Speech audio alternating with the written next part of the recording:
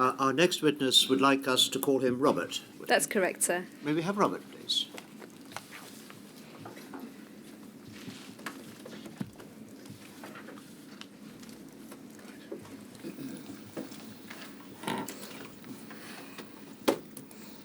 Please state your full name Robert Ivan Hodgkins. and repeat after me.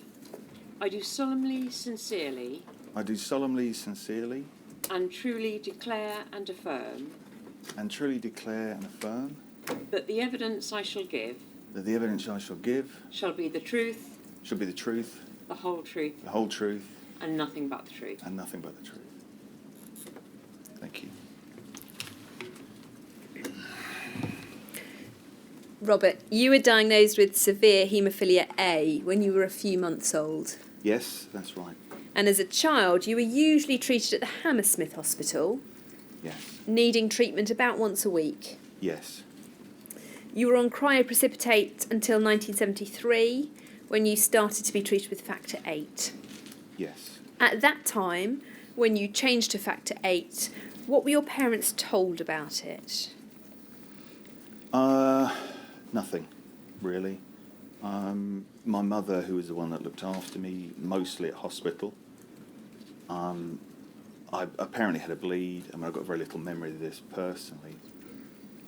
She took me into the hospital at Hammersmith, and in fact, when I was going to be injected, they brought out this syringe of clear treatment, whereas before, cryoprecipitate in bags. It's like literally like a bag of plasma, but it was a yellowy colour, and you had vast amounts. I mean, I think even as an infant, I used to have about 60 millilitres, which is an enormous syringe, whereas the freeze-dry was tiny by comparison. And she was worried. She said, she told me that she said, that's not enough. You know, that's not good enough. And they actually literally laughed and said, oh no, this is new treatment. This is much better. He'll be fine. This is all he needs. And that was it. There was no information, no leaflet or discussion.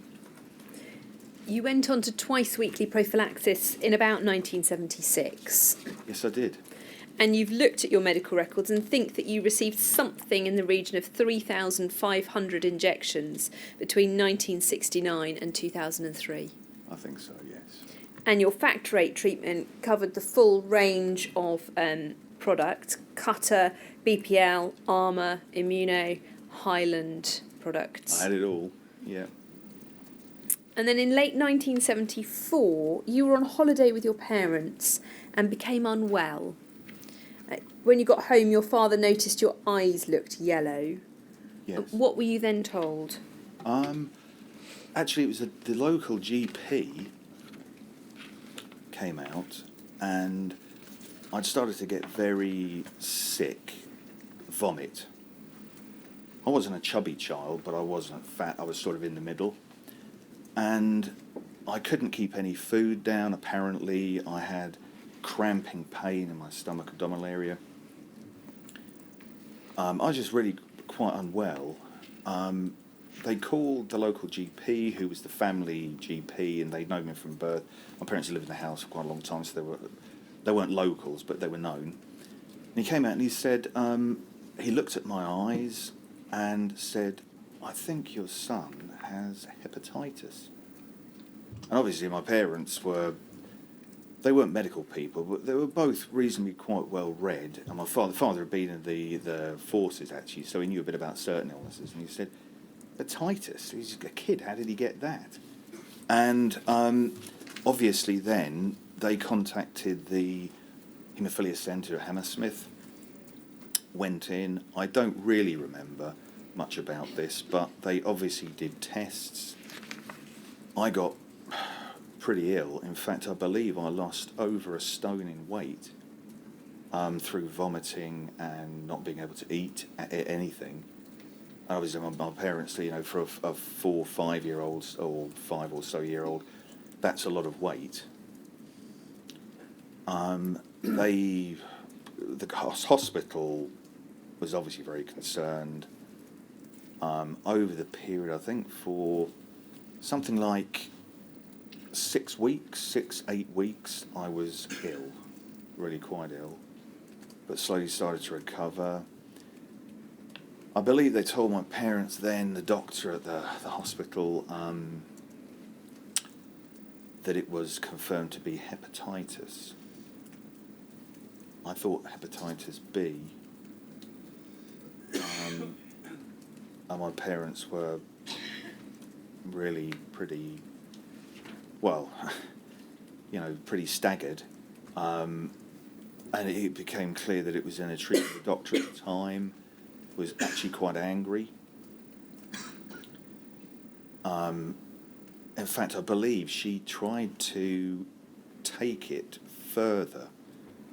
Actually, to her credit, really, she made a complaint and wanted to. She even talked about compensation because my father was angry as my mother was angry, and how the hell could this sort of happen? And she said it's completely unacceptable. I remember, but it was a long time ago. I mean, I don't have a clear recollection, but that's basically what happened. So from Hammersmith, it was taken up, but nothing happened. She was told, I believe, to the best of my mother's memory, that it couldn't go any further. Obviously, being pretty naive then, we all know why now. But at the time, it was just a horrible thing that happened. It was an accident. I don't think I really questioned that. Really, I mean, in a lot of ways, I don't think I really thought about it. I was like 5 years old. So You've looked through your records, and at that point there is a diagnosis of hepatitis B. Your recollection in your statement is also that your parents were told you also had hepatitis non-A, non-B at around about the same time. That's right. That's right, actually. Probably further blood tests. It was called non-A. There was something called Australian antigen. Which is the hepatitis B. Right, okay, so that was that. The non-A, non-B was talked about. I mean, frankly, I don't remember a lot about it. I mean, my parents obviously knew it wasn't good, and my liver was being checked. If I went into the hospital for my haemophilia appointment, they would take extra blood, and they used to prod me like they do and examine where the liver is, and they'd be saying things like, "Oh, that's okay, that's not a problem," that sort of thing. Your recollection is that at about 1995, you think you were told you had hepatitis C. Yeah. But until then, you hadn't been told that non-A, non-B was hepatitis C. No, I hadn't been. The connection was only put in place for you in about 1995. Yes, yeah. You weren't told you were being tested for hepatitis C at that point. No. But then, since then, you've cleared hepatitis C naturally. Yes, I did, yes. But then in about 2012, your liver function tests were abnormal. And the doctors ran further tests. What did they tell you about those results? Well, the doctor I was seeing at the time for my liver at Churchill Hospital, Oxford, said that some functions, as you said, were not 100%. I like to drink, but I didn't have a problem, and I wasn't a big drug user. I wasn't anything that put me in, say, a high risk category. And she asked, again to my recollection, she said, "I'd like to run some other tests. I have obviously some thoughts about it."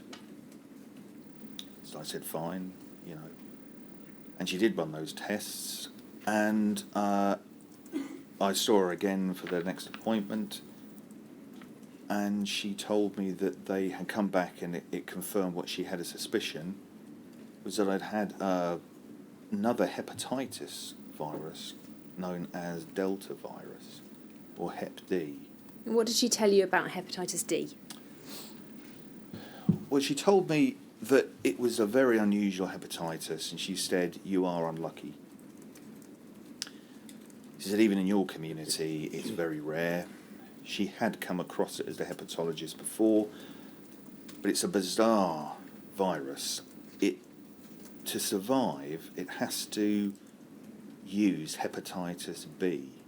So in other words, it's like a parasitic virus of a virus. That then damages your liver. There is no treatment, it is progressive, but it needs hepatitis B to survive. And I had been exposed to hepatitis B, as we were discussing.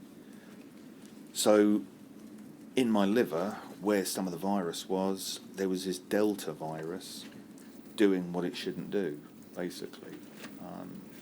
That was about the extent of it. I didn't get offered any counselling. It was like a routine appointment.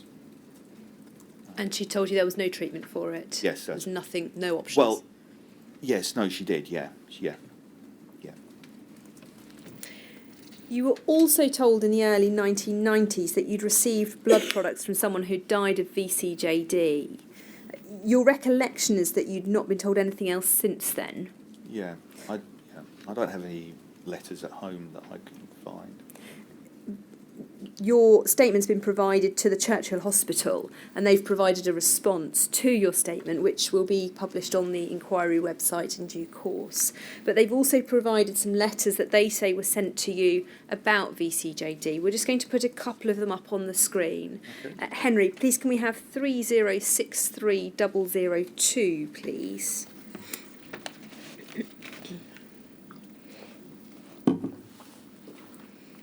It's a letter from the 3rd of December 1997, and it sets out some information about VCJD. Then if we go over the page to the final paragraph, it says this: "We would have preferred to have been able to have spoken to you personally about this issue.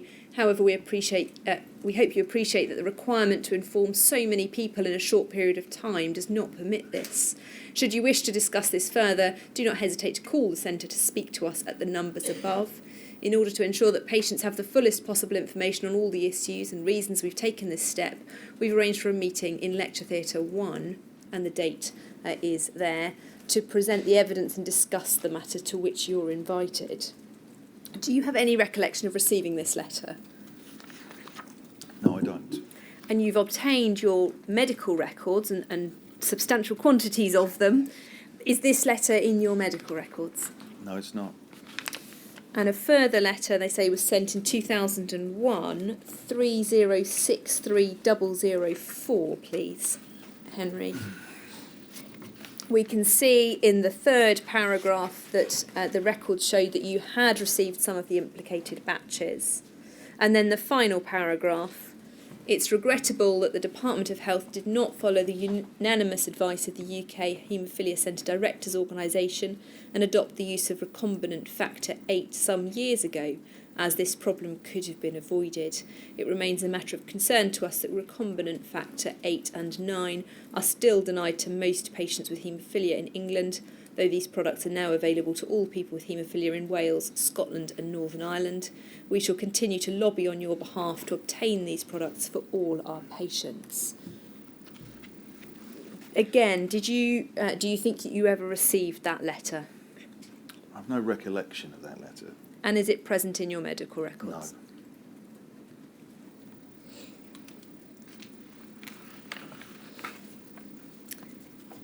You were also HIV positive. Yes, I am. And I just want to look back at some of the documentation in the early 80s to look at when you were told and what you were told. Could we have document 009002, please, Henry? This is a letter from August 1983, and if we look at the third paragraph, we can see that the haematology registrar to your GP is telling them, "We've decided to see all our haemophilia patients more regularly in the routine clinic, particularly those on home treatment who do not often get seen by a senior haematologist as they have few problems. We are concerned about the acquired immune deficiency syndrome, which has been seen in haemophilia sufferers in America and has now been documented in one patient in England with haemophilia who was treated with imported American factor 8. The main signs of the syndrome are fever, weight loss, rashes, diarrhoea and repeated infection." They'd noted earlier in the letter that you had some enlarged glands, lymph nodes, and if we look at the last paragraph of the letter, we see, just above the last paragraph, "I rechecked his serum virology but do not have the results yet. And then, I'm uncertain as to the significance of his slightly enlarged lymph nodes, but otherwise he seems to be extremely fit. We shall see him again in 6 months' time for another routine check, though if he should have any further infections, I'll be grateful if you would get him to come up and see us earlier. Were you aware of them checking for HTLV3? No, And were your parents aware of it? no. You recall seeing a letter in your records in the context of the American litigation, a letter later on in 1983 saying you had tested positive to HTLV3, That's right. but that's not in your records anymore. Well, it was in the original records I got a few years ago from the GP, and it was from the Department of Health. And it was a letter to my GP saying basically that I'd been exposed to a virus called HTVL3 and that I was not a significant public health risk. But they were obviously informing them that this had happened. That I think it was October 83. I had a copy because I, like a lot of the people involved, didn't think it was going to have the chance, we were going to have a chance to have a public inquiry. I got rid of the letter. I don't remember getting rid of it, but I got rid of it. But it was certainly a definite letter that existed. The reason I remember it and is different from this letter is because it actually stated on there HTVL3, and it was from the Department of Health. It wasn't from the Haemophilia Centre. It was from the Department of Health saying that I wasn't a severe public health risk. I don't know what that meant, so presumably they'd come around in hazmat suits to collect me. But they're not going to do that now. I mean, I had no idea the letter existed, and that's why I kept a copy, because I showed my mother, because at the time I would have been 15, and they had no information from anybody about that whatsoever. I mean, I'd never heard of HTVL3. I didn't know what the hell it was, or I really want to know what it was. I just, I was fit and hanging around with my friends at the time. May I just ask you how sure you are about the date being 1983? Let me tell you that the reason that I ask, my general understanding is that HTLV3 was labelled in that way after the virus had been isolated for the first time in April 1984, although there had been a similar virus identified known as LAV about a year previously. So if you perhaps might be mistaken October 83 for October 84, I mean, the thing is, I don't have the letter, but it definitely did not say HIV. no. It definitely did not say HIV. But it's the date I was really asking. Yeah, I mean, So it might assist to look at the next document that we were about to go to in relation to dates, if I may. Please. 009005, please.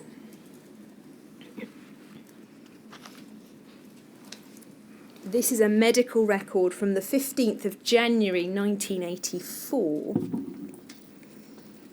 And it will come up on our screens in just a moment.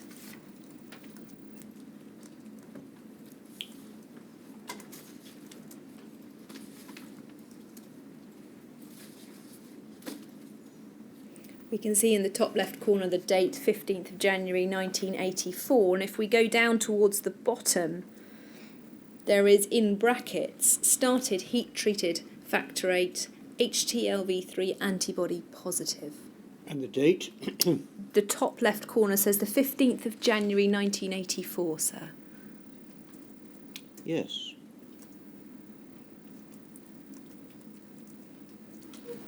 You just scroll down again. Yes, thank you very much.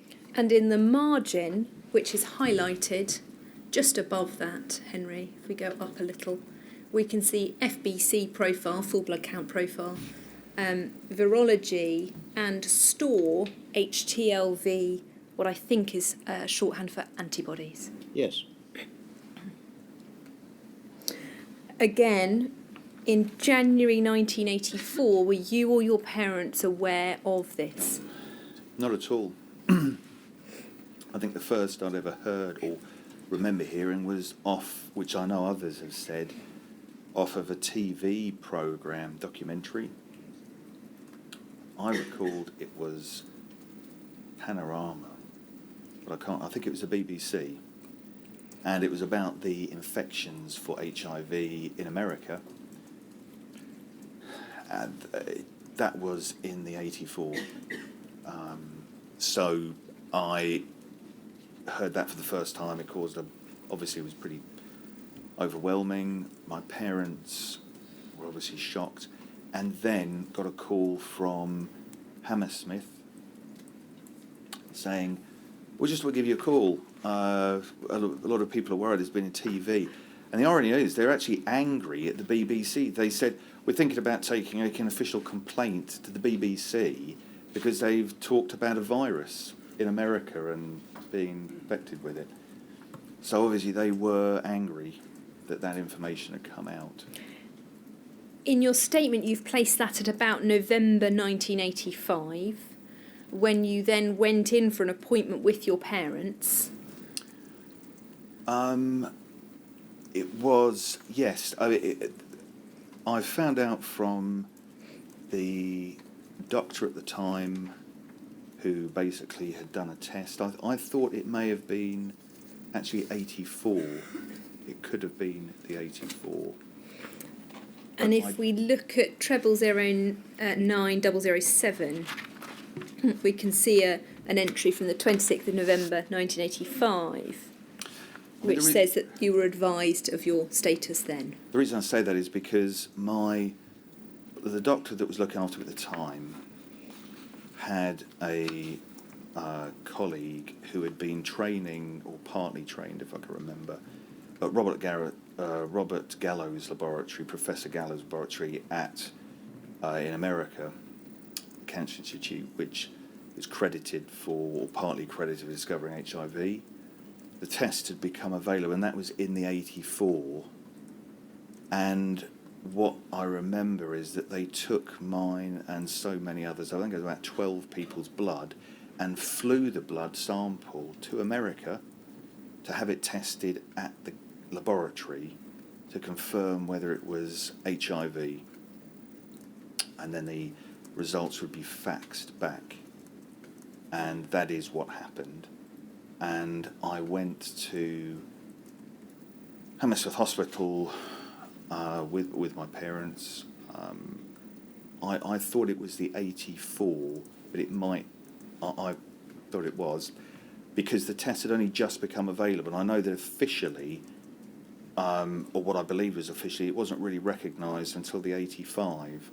But I got an early window, as it were, on it, because this colleague had done a favour to the doctor, and which is possibly why there isn't any direct record, because it was a bit under the radar.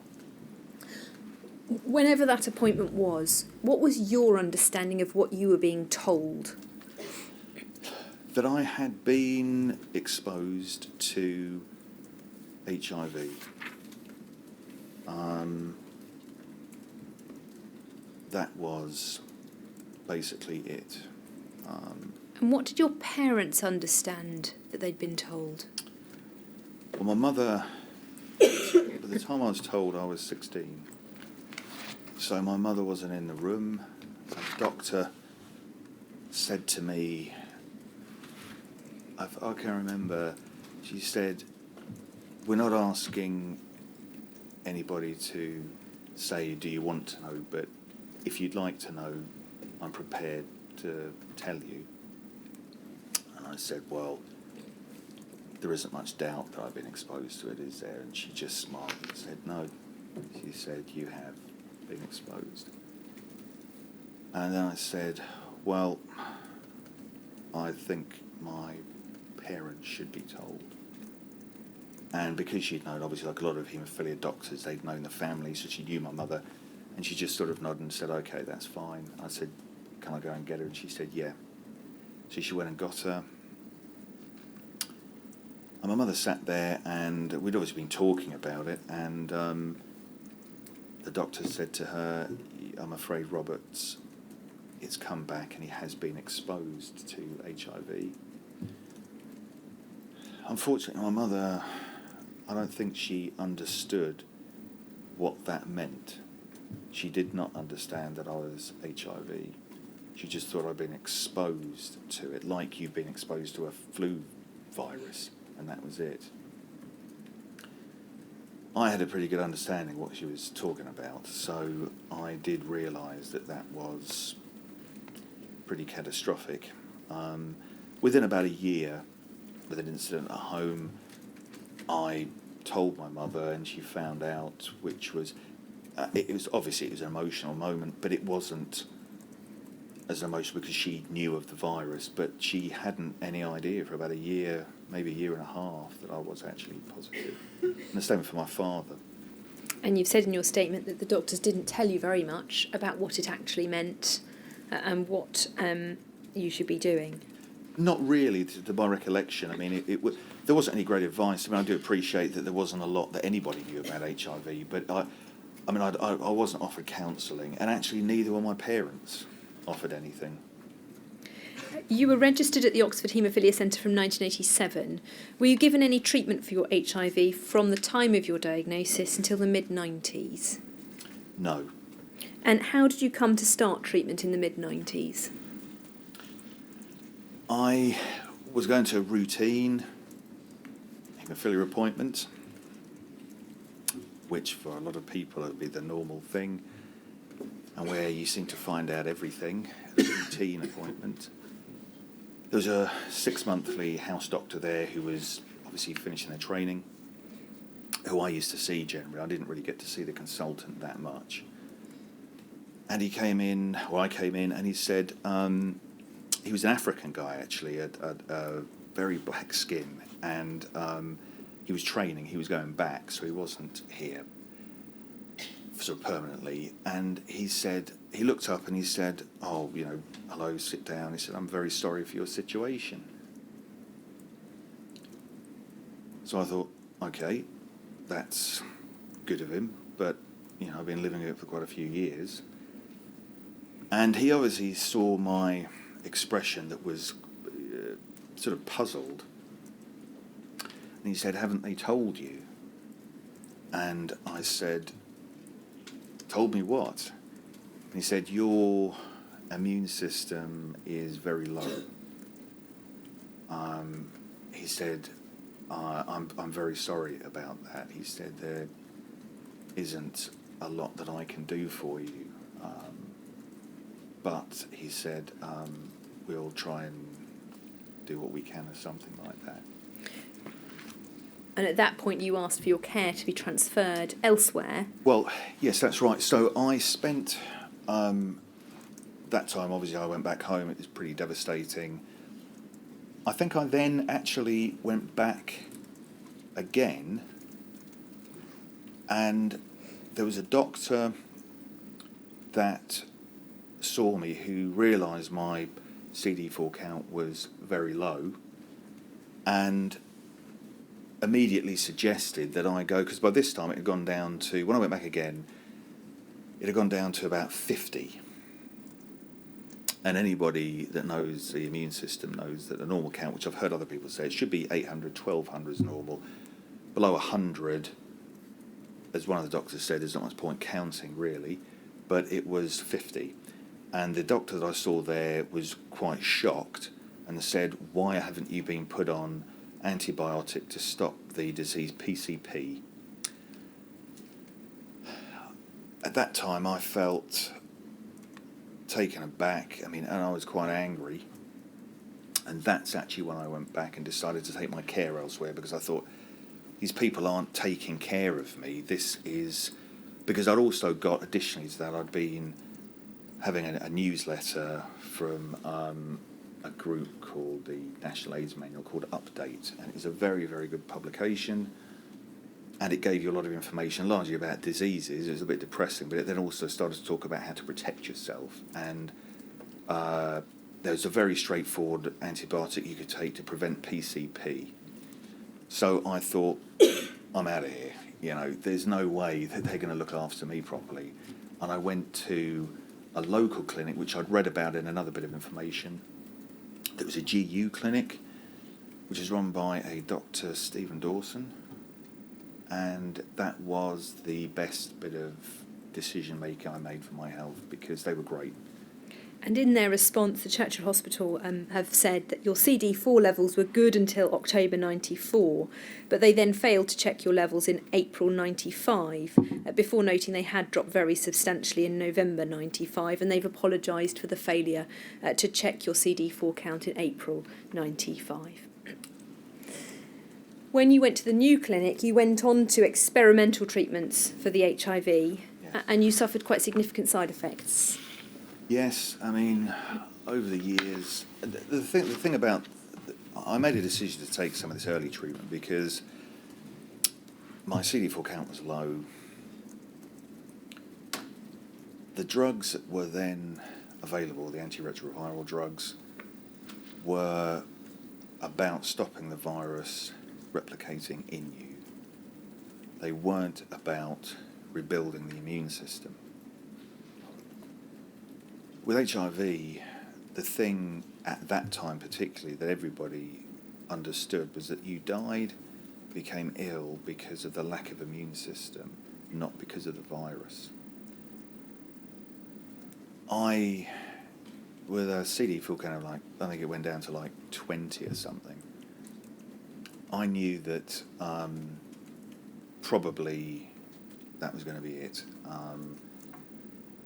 The drugs were not going to rebuild my immune system, but I felt that I should do something, and I felt I wanted to do something. So I had the chance to try some of these early drugs.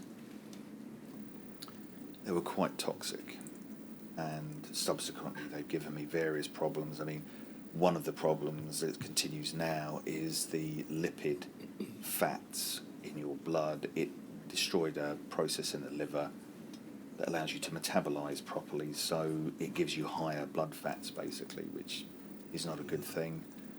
You also had problems with your kidneys, That's which right. continue. I mean, in the longer term, the very first, I mean, one of the drugs that's done this, blood lipids, is D4T, which is one of the very early drugs.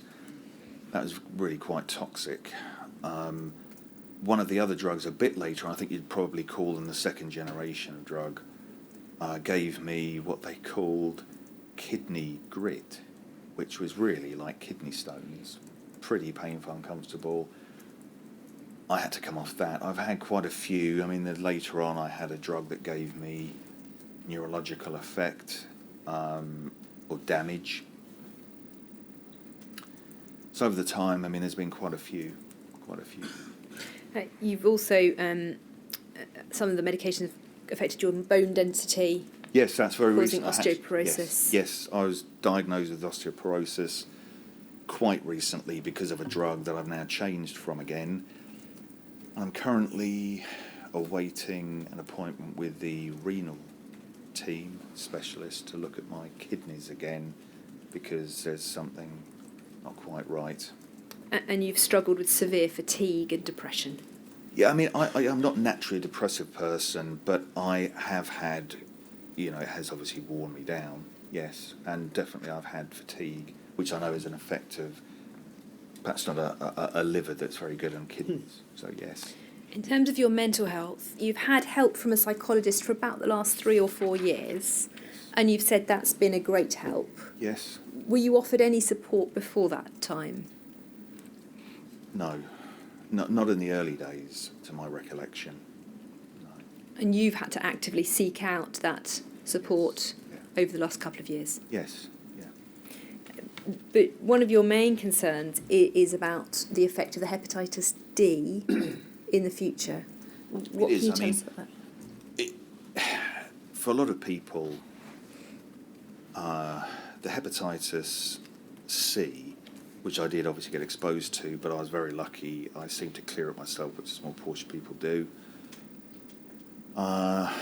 The effective treatment there is now for Hep C at least gives people something. Unfortunately for me, this Delta virus, there doesn't seem any effective treatment at the moment. The only chance I have to really deal with that is if they have more effective treatment for Hep B, which is what this virus actually uses to survive off. So there isn't anything at the moment. Possibly in the future there may be more effective. If I could get the equivalent of treatment for Hep B that people can for Hep C, it would be much better for me. But at the moment there's nothing. So that is an anxiety because it's progressive. And you're having regular liver biopsies and liver Yes, I function am. tests to see what's going on. Yeah, yes, I am. In terms of your education and your work life, you were obviously diagnosed with HIV when you were a teenager. Yes, I was. Can you tell us what impact that had on your education? Pretty severe, really. I mean, I was at the age where I was right at the beginning of deciding what I was going to do. Obviously, finding out that you've got that problem, I mean, it's hard to. Lots of people have been talking about it, so. But for me, it was really almost just like, I don't know, falling into a bottomless pit. You know, there was just no way of dealing with it. There was just the media, the opinion of what people were that were positive, the social effect as well as the medical effect was pretty devastating. So it did make me feel really what is the point of doing. In a lot of ways I've never stopped having ambition and doing things. What it really did almost is make me, I think, panic. And that is that I thought to myself, how much time have I got left? There are things I want to do. Do I really want to waste so many years training for this, so many years studying for that, get to the end of that and then start to get ill? It sort of shortened my life view dramatically. I mean, in the mid-'80s when you found out, I mean, this is a year of Rock Hudson dying and people that were in the public were literally dying. Psychologically, obviously, it affected me a great deal. I didn't just stop, but I did think, if I go back in, at the time I'd actually left education, what I wanted to do was go back in to do some additional training, which later on I did do. For those first 2 or 3 years, I mean, my career was blood tests and urine tests and hospital appointments. It wasn't really feasible. If I'd have been in education at the time, I don't think I'd have come out. So I don't want to say that, but I do say that it made me think, what do I really do? I mean, there wasn't anything you could do. So from age about 16 to 21, Yes. you weren't in education and you weren't able to work particularly. By the end of the 80s, I had gone back into full-time. I did a full-time college course, and before that, I'd done some additional training for the creative stuff that I really wanted to make a career of. But it was very disruptive. It was not a good time. And ultimately, those plans and hopes of doing creative work didn't. Well, I have done some things. I mean, my thing was filmmaking. I had a relative who was a cameraman. I had an interest in writing and directing. I in the 80s, actually, that was one of the first bits of training. I managed to get on a course that involved basically filmmaking, and I subsequently then did other training as well as some other educational stuff through that time. But obviously, when people get the knowledge about the fact that you were positive in the 1980s, and this is something that people living with the problem will understand, I imagine, is that when somebody knew about you, you could never tell what that person would be like. And in a community, one of the difficulties is, although I'm fit and I put a lot of effort into that, I couldn't go so far without telling somebody about the haemophilia. I mean, you can't not say about that because it's severe, and for insurance purposes, for all sorts of other reasons, you need to say. And at that time, people connected it quite strongly. So that in itself gave me problems. I mean, later on, I was in Hollywood, I was in America, and I met with a producer. I talked to a guy about a collaboration. I couldn't stay out there because of my positive status. And in America, that's where they gave it to me, or it came from. So in practical sense, yes, there are lots of places and lots of opportunities that I've lost. But I think, above all, it's as other people have been saying, it's the knowledge. You can't tell what somebody's going to be like. And once they know that, it was potentially pretty devastating. And so your paid work life has been very limited. Yes. But you have been able to do a lot of charity work. I have. I mean, having severe haemophilia, I mean, I was getting because I wasn't on prophylaxis, I was getting a bleed probably every week. And trying to do regular. I mean, my big ambition was to do the sort of filmmaking, but trying to do almost like the intermediate work was where it was a problem, because if you turn up to apply for a job and they say, have you got any problems? And you say, well, I have a few, and then you say you've got severe haemophilia, and they say, what's that? And then they say, do you have to have any time off? And you say, probably a day a week. And they say, yeah, oh, that's okay, that's not a problem. Then you never hear from them again, because you're going to be, I mean, I did making sandwiches at one point, like a lot of kids do. And for me, I have ankle damage, so I couldn't do something that was involving a lot of standing. Obviously, having severe haemophilia, I couldn't do anything like go and work on a building site. So the sort of intermediate thing was very difficult. And I went along to the careers service, and she was a specialist in people with problems, and she just said, I don't really know what to suggest. And I thought, I don't know what to suggest either. So she made me a cup of tea, and I used to go back every 3 months. And that was about it, really. That was about all that anybody could do. So. And socially, in your statement, you've said your illnesses have proved a real challenge for you. Yes. And it's been difficult to form any long-term relationships. Yes, yeah. If you're a teenager in the 1980s and you had HIV, that was not a great calling card. Obviously, for people that are adults, I mean, I don't really need to explain that much further. It was not fun. It was very difficult. I mean, when I found out I was 15, 16, I hadn't really seriously considered about being married, about having a family. Everything was what I wanted to do. But it's funny, actually. I mean, I've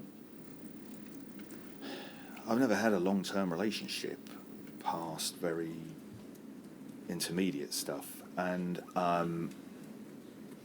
as I've got older, the last, I guess, 10 years, maybe 15, I mean, I wish I'd have been able to have children. I wish I'd have been able to have a long-term relationship. I'm heterosexual. My parents were married for 50 plus years. I grew up in a household like that. It's what I wanted to do. But I wasn't a good bet, really. So that didn't ever really work out. In terms of finances, you participated in the American pharmaceutical litigation. Yes, I did, yeah. And signed a settlement agreement in that. Yes. You've also received a lump sum payment from the McFarlane Trust and annual sums. But you said in your statement you haven't found them very helpful to you because you don't own your own home. You live with your mum. I do, yeah. Can you tell us what the issue with the McFarlane Trust has been? How long have you got?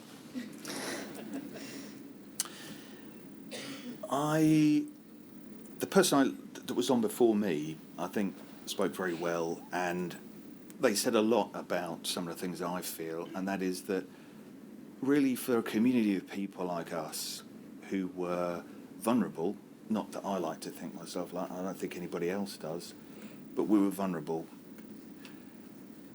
I think really in a country like Britain, which at the time was something like the fourth wealthiest country in the world, they could have done a hell of a lot better than they did. On my personal note, because of my HIV status, even if I'd have been able to find regular work, I couldn't get a mortgage. That's what everybody knew that was positive. It was made clear. So I was stuck at home, which is not what I wanted.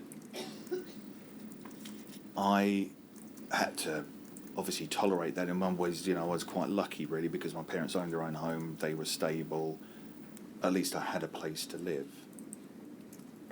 But I never had the chance to own my own home. It's a little bit complicated, but my father became ill. He had a stroke, which was in 1990, and he developed Parkinson's and dementia, which for my mother was very difficult because both of them knew about me. So she had to give up her work really to look after my father.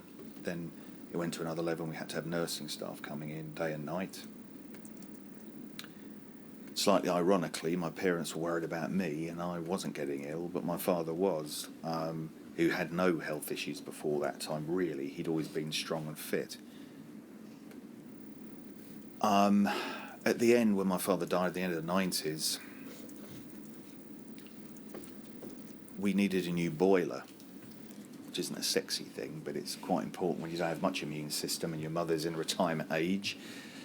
And I thought, I know, there's this McFarlane Trust. I'd never really asked anything of them because they'd always said, if you're a homeowner, you can get this. If you're a homeowner, you can get that. And I thought, there's not really much I can actually get out of them anyway.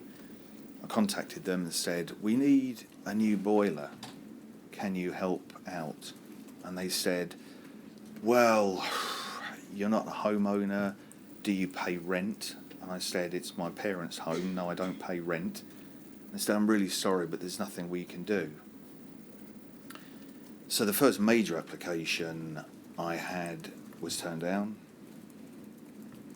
In part, some of my problem with the McFarlane Trust is the fact that I didn't make many applications to them because they didn't give me the impression that I could get anything out of them.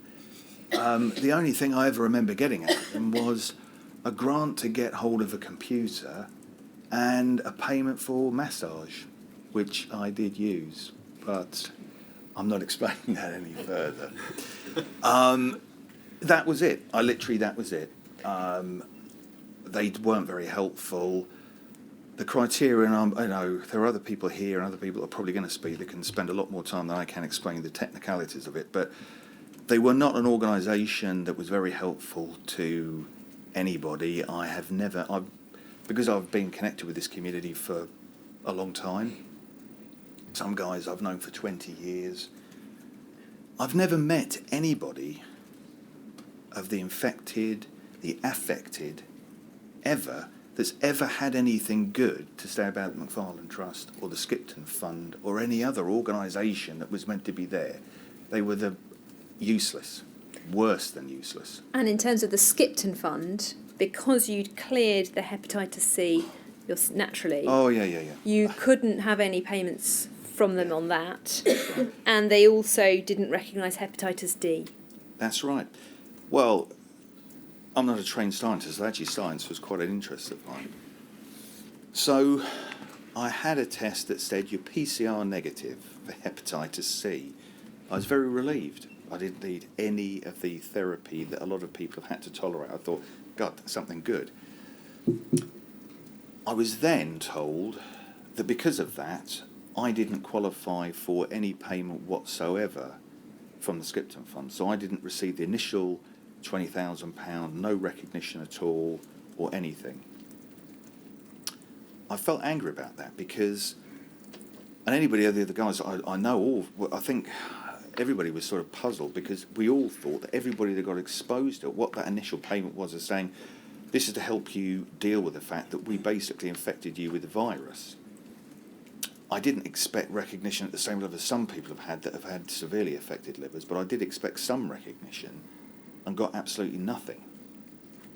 What's really puzzling is then a few years later, I was told I was PCR negative for hepatitis B, but apparently PCR negative wasn't good enough to stop the hepatitis D, which they'd also passed into me, and still no recognition.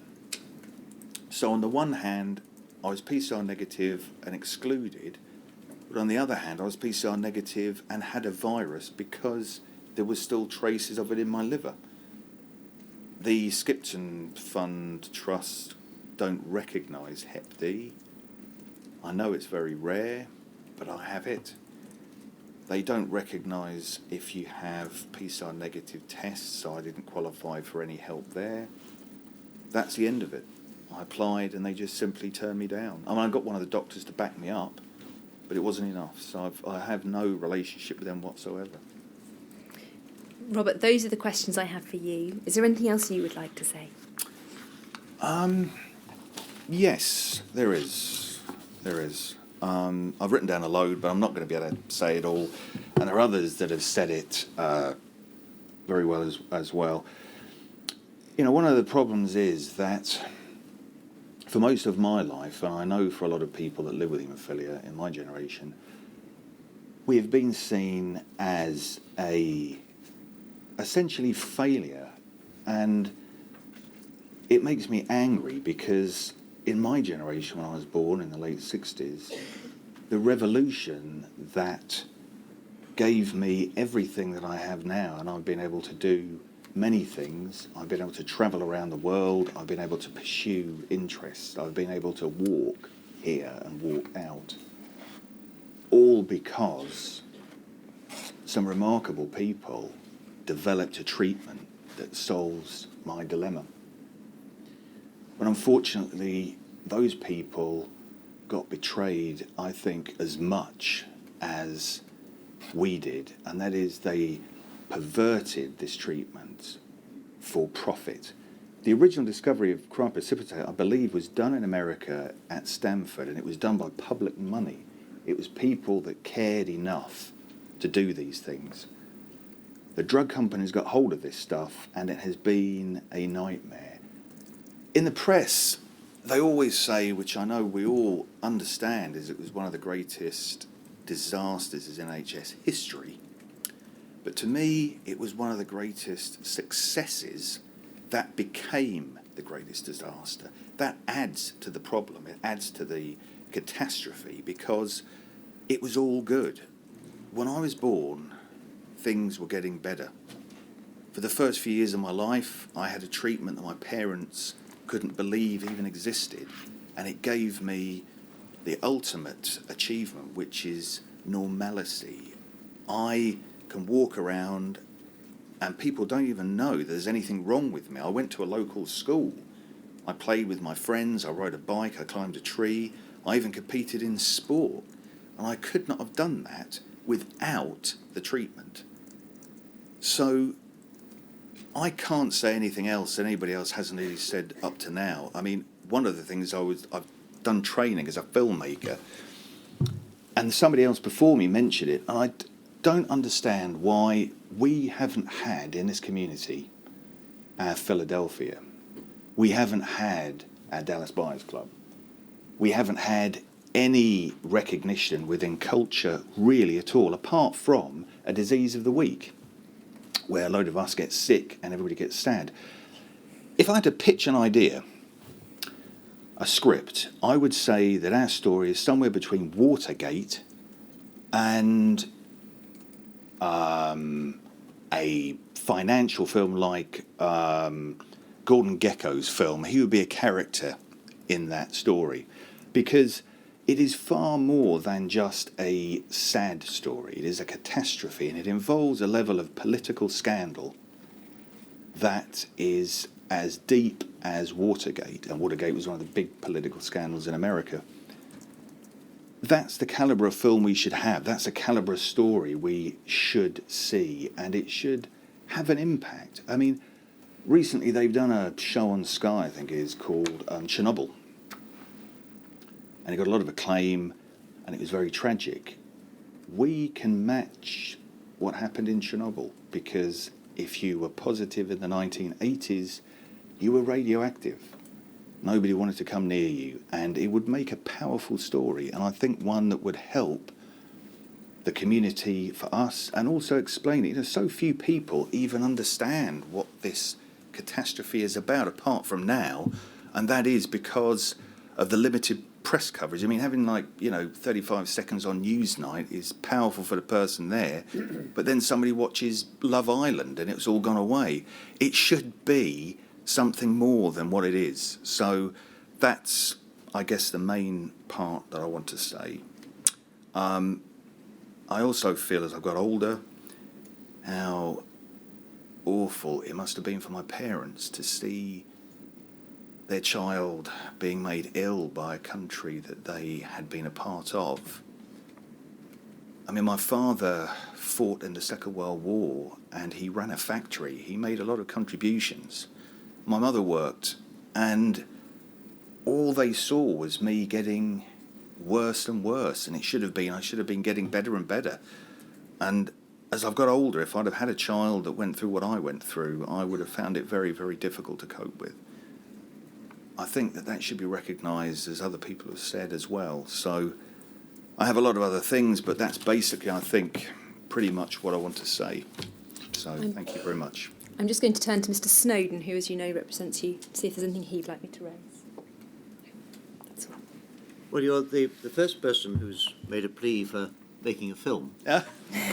Some have given me poetry, some have made recommendations, but yours is the first to deal with what is obviously your great love. Yeah.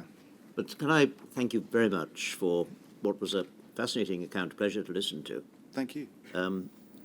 I suspect your rather relaxed manner is telling a tale which is somewhat understated, and that may be part of its power.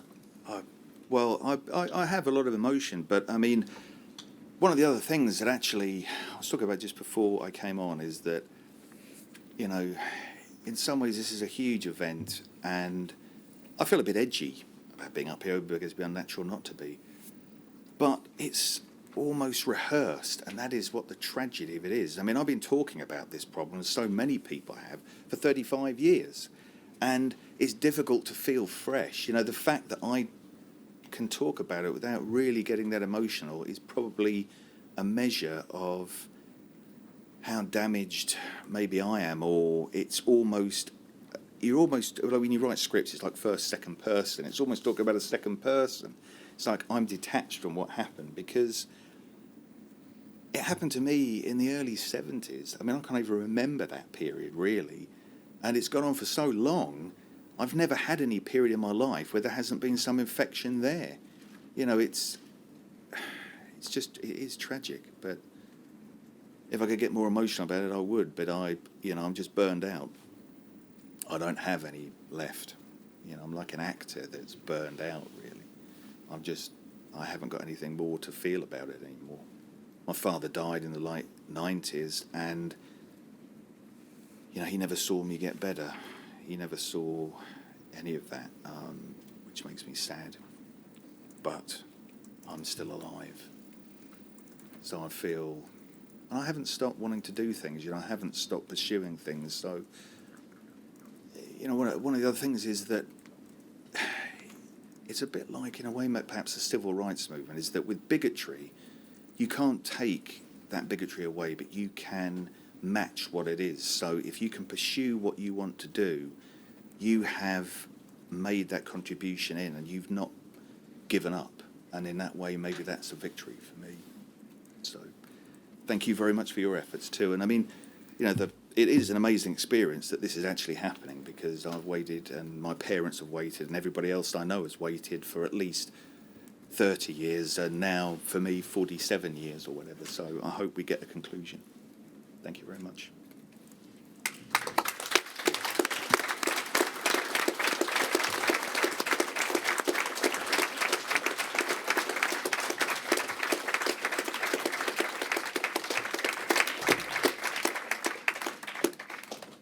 Now, tomorrow we start at 10 again, and all our witnesses tomorrow are anonymous, are they not? No, sir. The first two are anonymous, and there'll be no live stream.